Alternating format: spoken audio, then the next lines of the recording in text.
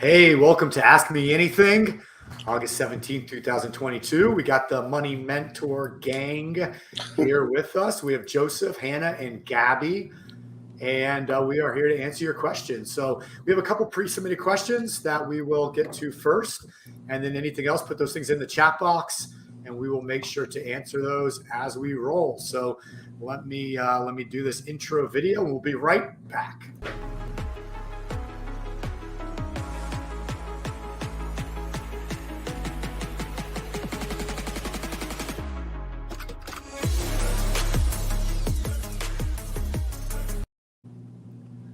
All right. Hopefully everybody's having a good hump day.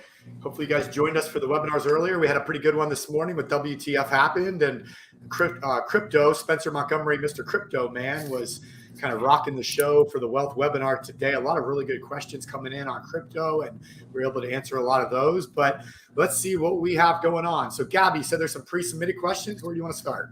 Yeah, first, and I know Drew's here, so we'll start with his. This is a good question, Drew. He's done a few deals through PMC now, but part of him feels like any deal that he participates in should run through a policy. But he's a bit nervous to overcommit policy premiums on a yearly basis. So he's just curious on your thoughts on how he should be thinking through things with his profits he's making. How much should he run through the policy versus not, or keeping cash on the sidelines?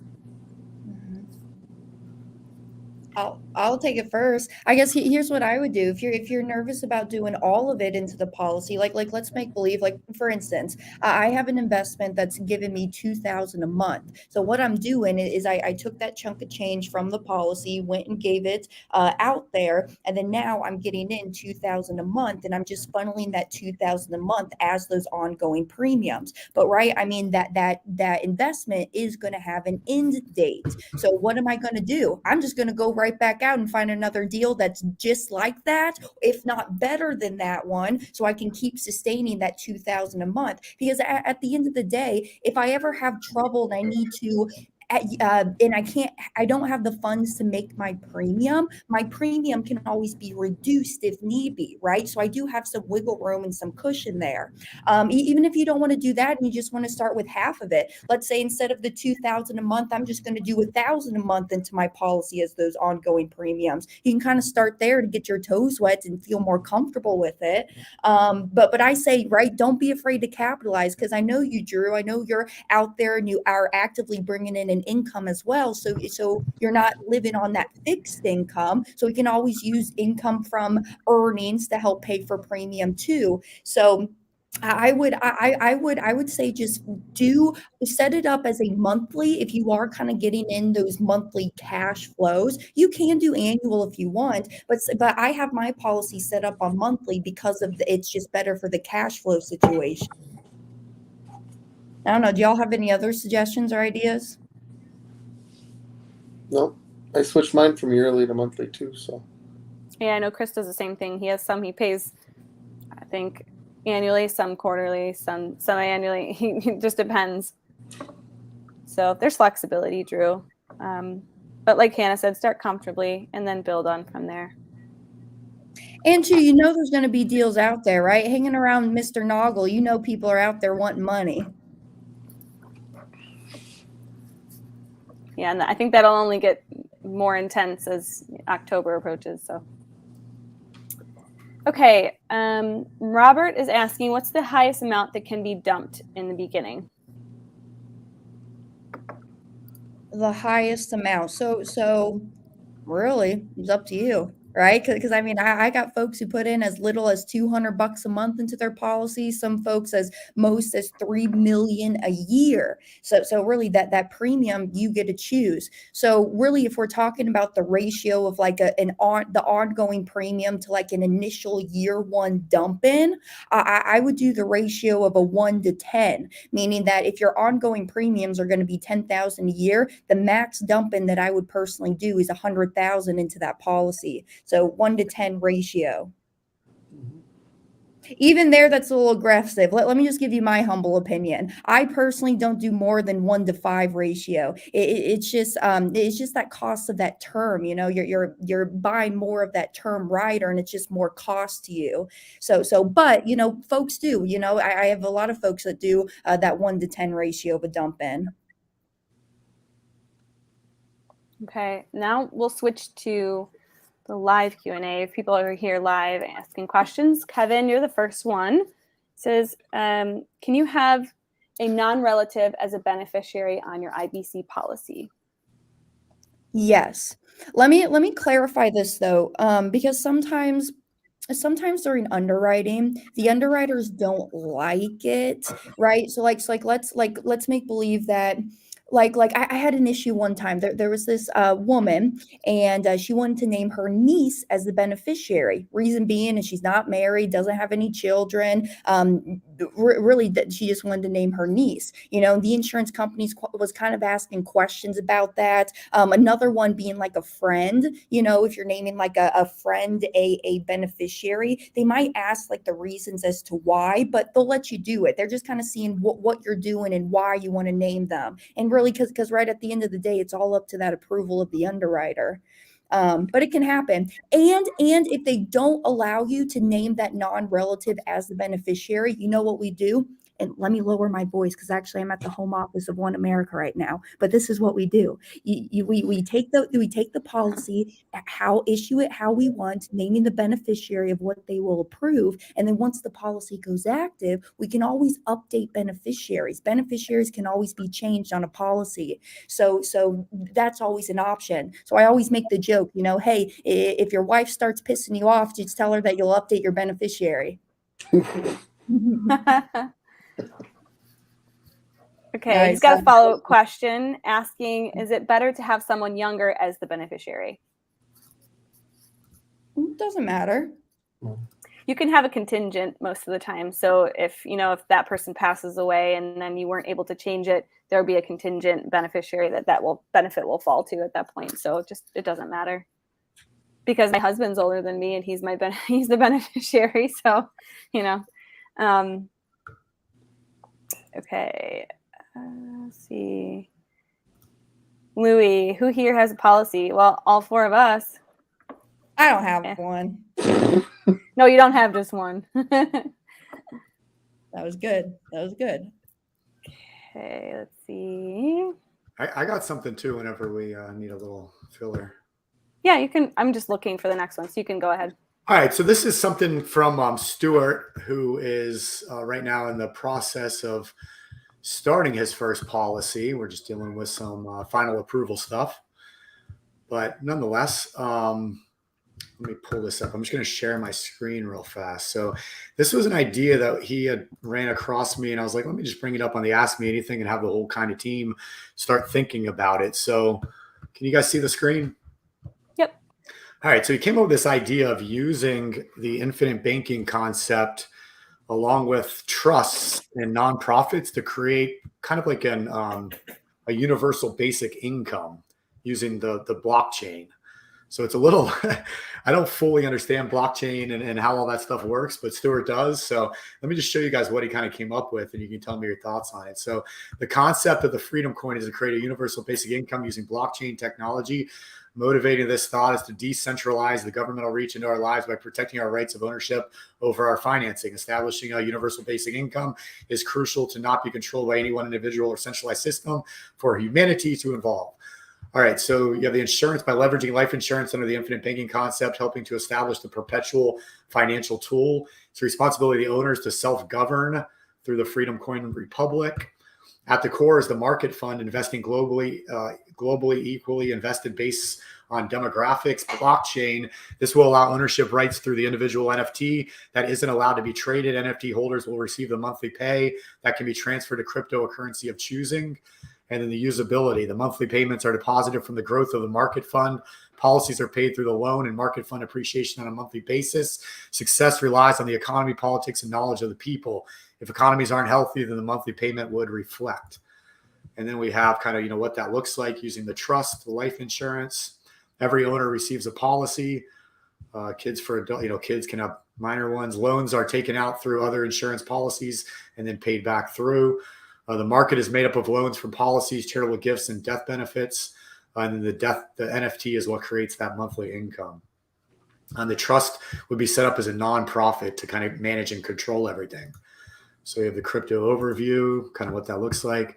So the trust umbrella for the Freedom Coin nonprofit And below that, you have the death benefits that are feeding into it, the life insurance, the cash value growth, the NFT at the end of the day that pays out the income.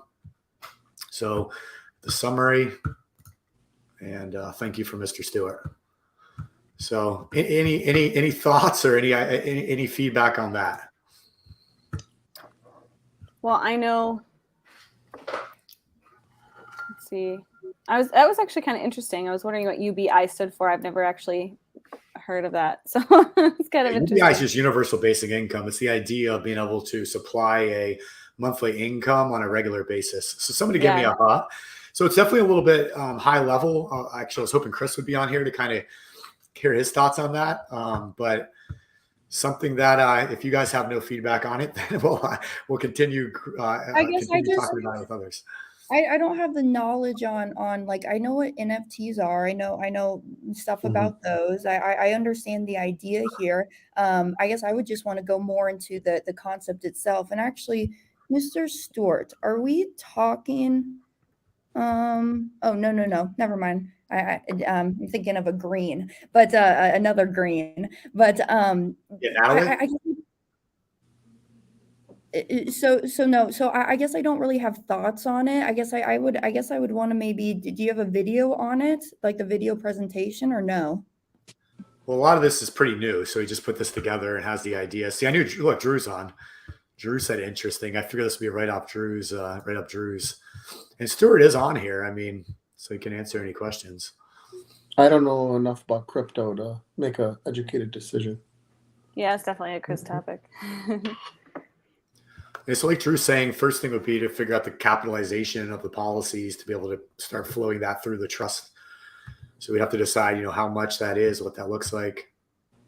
Well, flowing it through the trust is just another entity. I mean, that's an easy part of it, but the way that the NFT is structured and the way that it's flowing back through death benefit, or however he had that graph going, I don't understand that.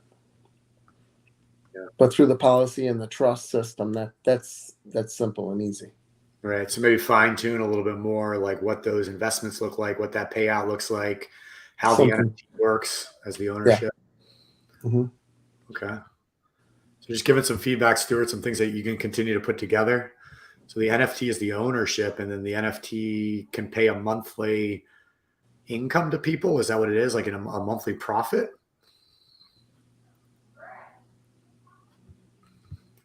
Bring back up your diagram again.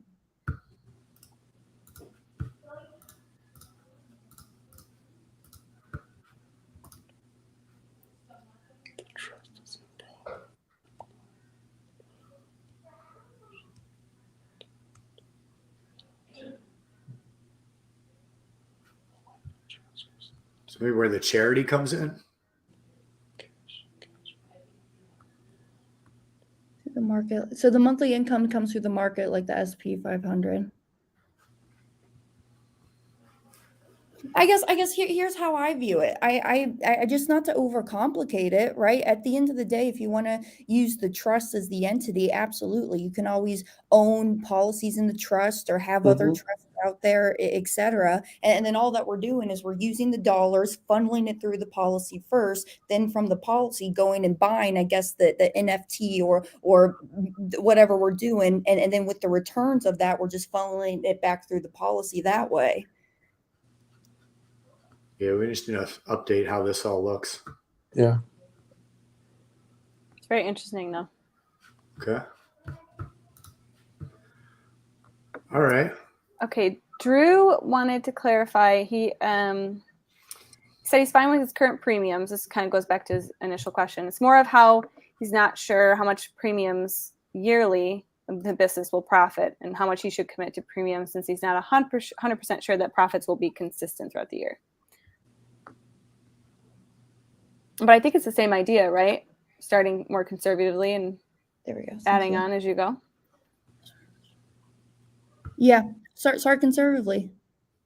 Start with less, and then always build from that system. So like how I said is I do the $2,000 a month, just that full monthly into the policy, because given, right, I mean, we can always lower that premium. My premium can always drop to $800 a month if need be, and then I can put back in when cash flow allows. So then just start more conservatively. Do 1,000 a month then.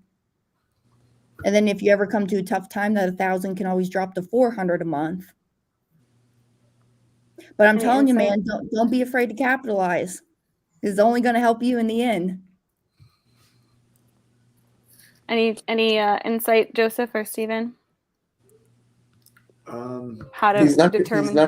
he's not gonna take all of the money out of the account once he puts it in. So I mean, if there's high times and low times, there's still going to be residual left over in his policy that he would be able to still utilize.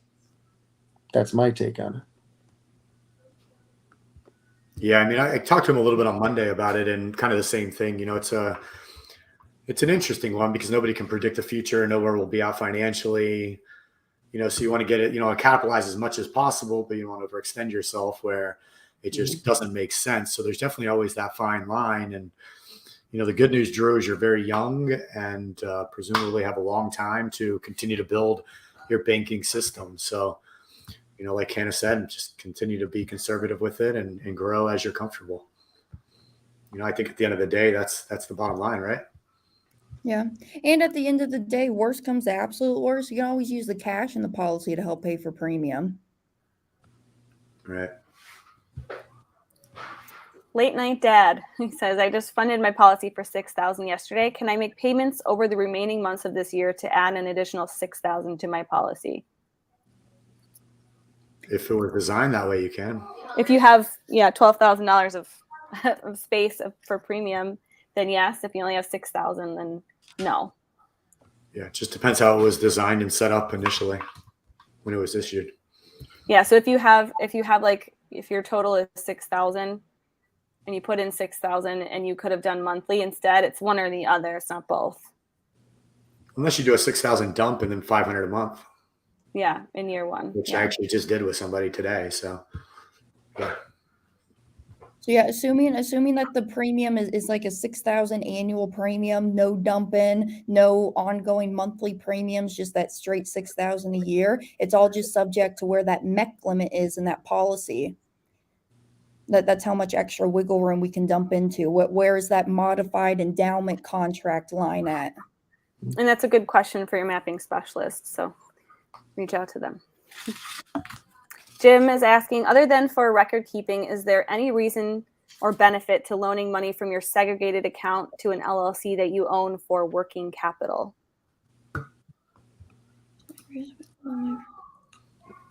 No, right? No. It just makes life a little easier during, Well, yeah. Well, hold on. So if you pull money out of your policy, it goes into a segregated account, and then you want to use it for company business, like in an LLC, then yeah, there's an advantage. I mean, if you create a contract, a promissory note of sorts, and lend the money from you personally to your LLC, that's just like a loan from any other bank. So the LLC should be able to get a tax deduction for that loan interest at a minimum. And then depending on what you're using the money for within the company, there could be other tax advantages as well. So, get with your tax accountant on that, but that would be the other advantage, would be to get that slight tax deduction within your company. Bingo. Right? All right, I was honing in on the segregated account. Is there any other benefit to using the segregated account besides record keeping? Right. But no, you're right, Stephen. Yeah, if it's going to an LLC. Hannah, Aaron is asking how the concert was. It was good. It was really good. Your dad got me all excited, man. He sent me the video. Like he's like, you ready for blah, poison, blah? And I'm like, hell yeah! Like, we're gonna do this next week. And he's like, no, we're here now. I'm like, but what the hell, man? Like, waiting for back. He's like, are you excited? I'm like, yeah. I'm like, well, I'm not there. So no, it was fun. I've never seen Bret Michaels in person before. He looks exactly how he does on the television. Okay, Mike is asking, did I hear correctly that you can change your current premium from yearly to monthly? Mm-hmm. Yeah, you can change the rate. Yep, you can do monthly, quarterly, biannually, or annual premiums. Now, Hannah, I have a kind of a deeper question for that. I had somebody who was making that change, and I think that they had to do it within 30 days of their anniversary date. Is that true all the time with all the companies, or is that just a specific situation? I'm assuming that's Mass. Is that Mass Mutual? Yeah. That's it. No, Okay. it's just for that. But I mean, like obviously, like right, if Mike, if you paid up your policy until March 2023, that's when you would change it to monthly. Okay. Just curious. So like in the middle of the year, if you're paying monthly and you had the rest pay up the year with mass, would they let you pay it up? It wouldn't be an issue then? Well, with Or that you have mass, to wait? no, I think you have to wait. It has to be within that 30 days of the anniversary date. But like One Okay. America, Lafayette, they'll let you do it. Okay. Cool. All right. Mason says, where do I start? I have a few grand to start. I don't have the I'll ability give to you put my the link bank up. account. I'll give you my bank account and routing number, and that's where we'll start. No, I'm just messing with you. Yeah, no, and actually, somebody, Chris chimed in, and he wants somebody to contact him. So I don't know, Joe or Nagy, you guys want to put your contact in the box? Oh, I didn't see this. Yeah, for Mason and for Chris. I don't know if I can type in there or not. Yeah, I don't think I Stephen can. can either. You just want me to put a calendar link in? Yeah, just the round robin, I guess. So yeah, Steven's gonna punch in a link, and you can click that, search that, and if you guys if you watch the video, then book the call. If not, make sure you watch the video before you have the call. So you can book the call. Just make sure you have time to watch the 90-minute video or the 10-part series before that, which you can find on chrisnaugle.com. It should be a pop-up that says 90-minute video. So chrisnaugle, NAUGLE.com, and then you can see the link. I hope this is the right one. Here we go. Yeah, there's like 3 of them. I think they all go to the same place. And then for Okay. FCAT was asking about. Sorry, Gabby, I'm taking your job. No, you're fine. You're good. I can take a break. I can get a drink, actually. FCAT is asking about long-term care policies with One America. Send me an email, FCAT.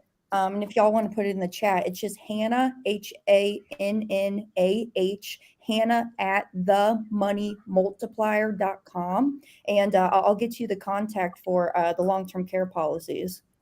Because One America does have a really cool long-term care product.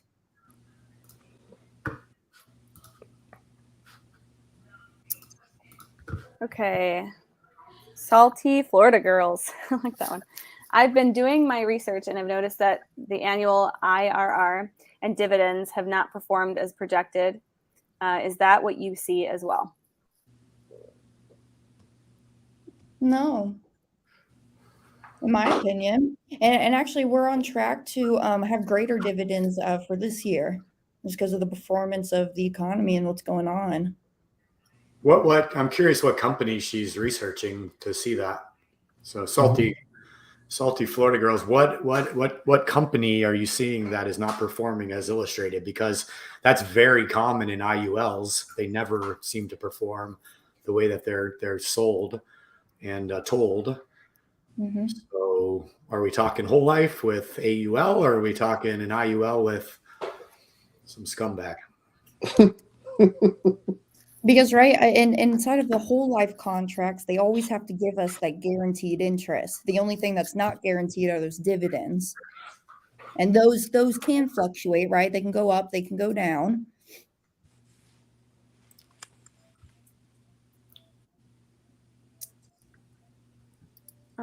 I think there were some questions going back and forth about the other investment Stuart Green had, the investment or the UBI. Yeah, Russell knows his stuff, man. It's good advice. Here's one. Is it possible to have yourself as a beneficiary? Well, that would be like, can you bring money with you to the grave? No, but I'll give you my name and social if you'd like to add me as a beneficiary. Okay, Actually, Dorothy. Wait, no, hold on. Before we go to Dorothy, because Drew is right before Dorothy. Hi, Miss Dorothy. I'm glad you're on. Drew was asking, so do you have the investment pay the policy premium or pay back the loan? Truthfully, You could do it in either which way. I personally, I'm really not like when I'm using my policy for the investment purposes of right now, I'm not really paying back that policy loan, and I'm having the investment proceeds pay my policy premium, because I don't really care to pay back my policy loan because I'm being charged 5% interest when I'm over here making 10%, right? And Joseph, I know you're on track with me on this all day long. And and then when my so my monthlies are going in, right, as those from the investment proceeds, and I'm not really paying back the loans. I will pay back my loans if I have a need to warehouse dollars inside of my policy. Like for instance, one policy, I'm paying off my van right now, and that van is costing me $1,000 a month. So actually at the beginning of each month, I will or at the beginning of the year, right? I'll take out like a lump sum of 12,000 to go pay off the van, and then over the course of the year, I'll start paying myself back the 1,000 a month as that save up for the next year to come around. So truthfully, I mean, I wouldn't be concerned with paying back the loan if you're over here capitalizing on it all day long, but then just treat that loan repayment as a place to warehouse your dollars back again. Awesome answer. That was a question to Stuart about that coin, Freedom Coin thing, but you're absolutely right what you're saying. Right. All right, here we go. Thanks, Hannah. We want to live on whole life policies. How many policies do we need to get started with to generate $30,000 annual salary? That's not. Phew. Can't do compound interest in my head. That's what Chris's answer was. On a base policy, you're getting around 400% cash on cash value right around your 25th year. Yeah, I mean, that's more of a question, so it kind of sounds like they don't fully get like what the infinite banking is, what this does. Because this is more of a warehouse of wealth, and then you're going to generate the 300,000 a year through other investments such as private money lending. So you're going to want to think of it more that way. So if you're looking at it that way, we need to have about a little over $3 million in policies if you're running everything through policies, because we're going to need about $3 million to use in private money loans to generate $300K a year in passive income, assuming you never want to touch your principal.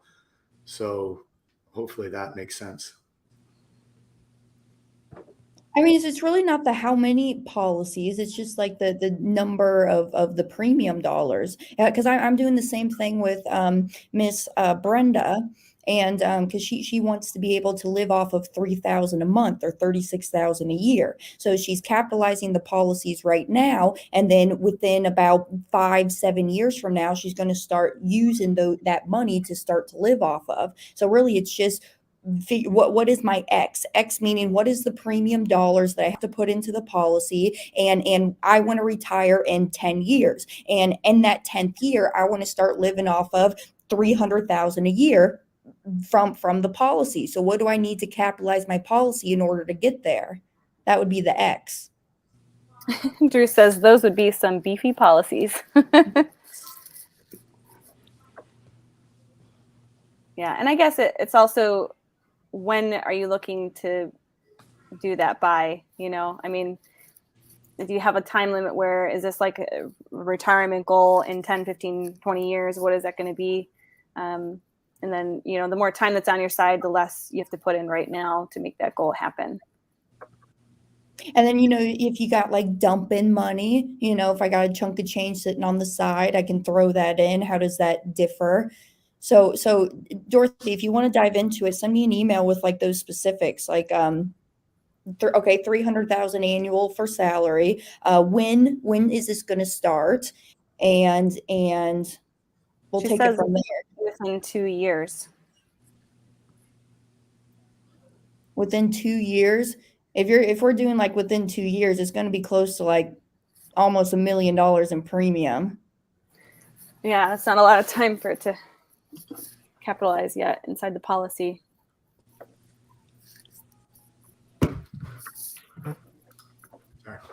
Okay. Jim says, oh gosh. Borrow from the insurance company at 5% and loan to your LLC at 10%. You get a 10% expense in the LLC, but a 5% gain personally, which is a 5% total loss. If you took the loan directly into the LLC, the tax loss is still 5%. Well, hold on. 5% on loan to your LLC at 10%, you get a 10% expense in the LLC. Well, you get a 10% write-off in the LLC, not an expense. Right. I guess it's an expensible write-off, but a 5% gain personally. Well, you would get a 10% gain personally, because if your LLC is paying you 10% for the loan, now you're getting 10% in income. So the LLC is getting the write-off, but you're getting a gain there. But I don't get where you see it's a 5% loss, and you're not going to take a loan directly to an LLC. That's not even possible. So that. But if he's saying that he's borrowing from the IBC at 5%, it's technically not, because you're still making 2% on the borrow. Right, and Yeah, there's it's not a loss. and you're not. Yeah, I mean, in the loan interest, you're not charged on that till the end of the year. So it's not like, it's not like you're it's not like an expense rate then or anything, and it's not breaking into your spread. More or less, if they're going to do a capital contribution and not do a loan to the LLC, they're still going to get that money, but now they're going to get taxed on that money on the left side and on the right side, from business and personal. If Right. they make it as a loan, it'll be a write-off on the LLC side, but still a gain on the personal side. Right. Instead of a double loss, it's a gain on one side. It's basically a wash at that point. More, yeah. So, but it gets your company access to the funds, which is very important. Exactly. Because Joe, that's what you do, right? You're loaning it to your LLC, and then the LLC put it to your properties. Yep. That's how I started. Yeah, I've done it too. It's good. Okay, Kurt says, Joe, have a PBR for me. Mass policy, yeah. A mass policy. So, no, I mean, I've never seen a mass illustration not perform. I don't know where that's coming from. Yeah, I have one too, and I have a mass policy. I'm happy with it. More than happy. Yeah, they crushed it. I would suggest connecting with mapping specialists and have them dive into the specifics, because it might just be like some disconnects of. Well, is it their policy that they're talking about, or is it they're just looking on the internet and reading garbage? Yeah, I know we don't really like to focus on the IRR anyway. And if you do, here's a resource for you analyticals out there. If you go to YouTube, Caleb Williams, he has a video out there posted about the real rates of return of whole life policies, and it's pretty good. I like it.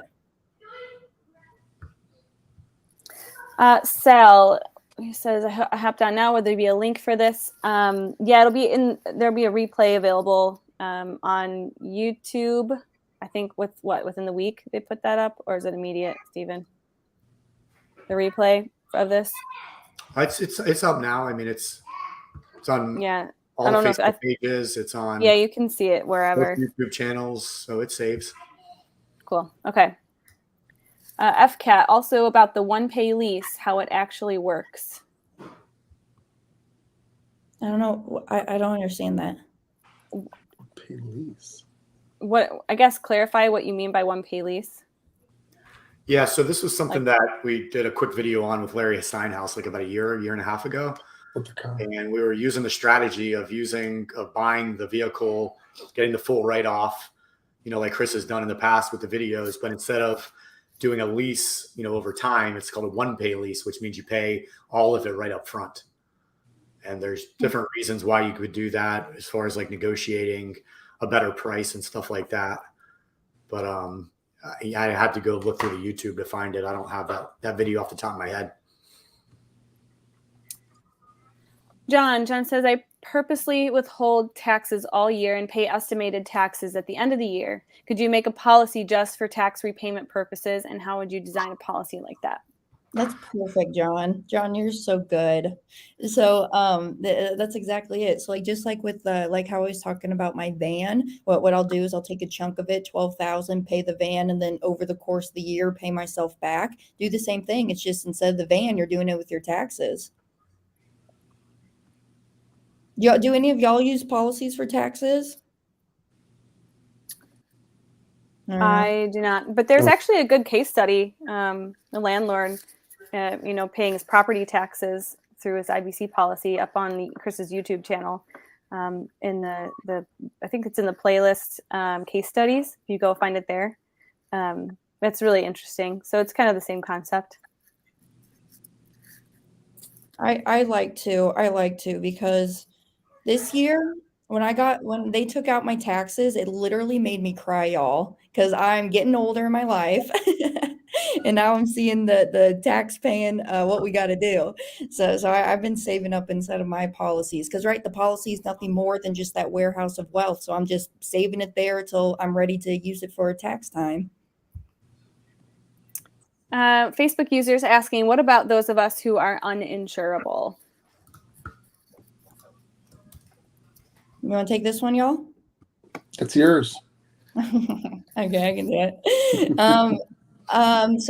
So if you are uninsurable, what you can do is use somebody else's body, right? Let's say you have a spouse or a business partner, children, you can put the policy on their body. They're the insured person, so they have the death benefit on them, but now you're going to be named the owner of that policy. The one who has the gold makes the rules, right? So if you're the owner, you're 100% in control of that policy and you're still utilizing it as its banking system.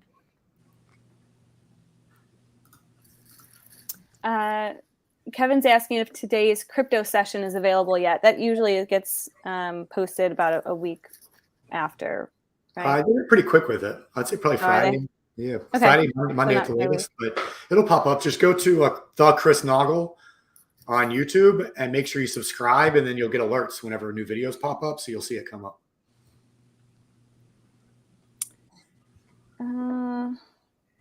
Salty Florida Girl, she's comparing original illustrations from 2016 to the ones in 2022 and how the policy performed now.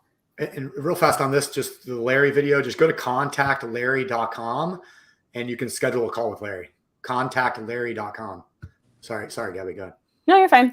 It's just another kind of comment on what this is. I'm guessing 2016 interest rates or dividend rates were a little bit different. That's the only difference. It should still be performing though. Like, is it your policy, or are these people online? Is it a banking policy, or is it just a whole life policy? There's a lot of different factors in there. If it's just a typical whole life with base and stuff, like it might not have great growth. If it's a banking policy with mass though, it should be strong. Yeah, for sure. Okay, Eve said she heard if you don't pay at least 85% of your taxes quarterly, the IRS will ding you with penalties. Oh, 75. She's 75%. She meant. I don't know. She's talking about estimated taxes? Yeah. Yeah.